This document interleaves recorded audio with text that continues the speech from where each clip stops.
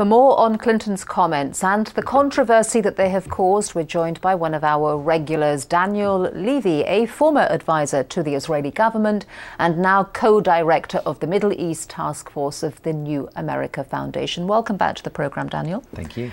What do you make of Hillary Clinton's comments? A gaffe, or do they signal a shift in policy? Where there's consistency, Jaljit, is that the administration wants to see negotiations resumed, get beyond settlements, and they don't want to escalate this settlement issue with the Israelis. However, what we heard in Israel when the Secretary was standing next to the Israeli Prime Minister was something of a new language, and a language that the Secretary of State walked back when she was in Morocco. There she said it was unprecedented, there was progress, but this wasn't enough, and it fell short of American expectations. Those qualifiers were not heard in Jerusalem, and I think that's what sent the diplomatic world and the Arab world in something of a tizzy. And talking about the rest of the world, the Arab world, I mean, she has called on the Palestinians to resume negotiations with Israel, even if Israel refuses to accept a permanent freeze on settlements. Why would the Palestinians do that? Why would they take up negotiations again? Well, first of all, the Secretary and the Israeli Prime Minister are right in saying this is a new precondition. This hasn't been a precondition for negotiations in the past. However, on the Palestinian side, I think what they'd say is, first of all, there is a clause in Oslo that there should be no changes that affect the permanent status issues on the ground, and settlements do affect the reality on the ground. I think they'd also say, even if it's new, maybe it was a mistake for 16 years to allow settlements to expand while negotiations were taking place.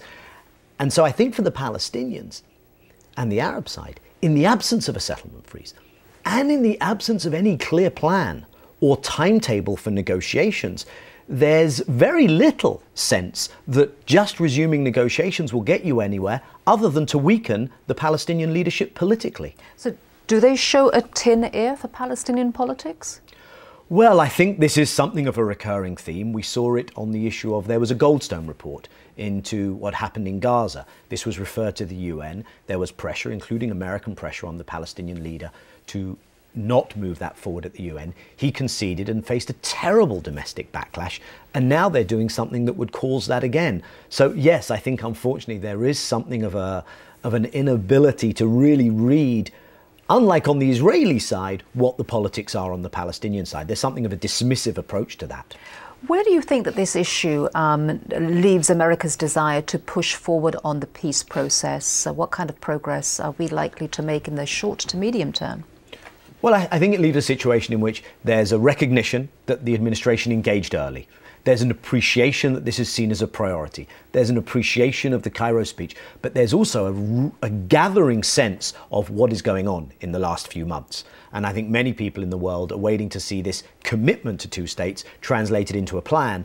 And just to say, forget settlements, let's get back to negotiations, doesn't strike most people as being a particularly promising or encouraging plan. All right, Daniel Levy, thank you very much. Thank you.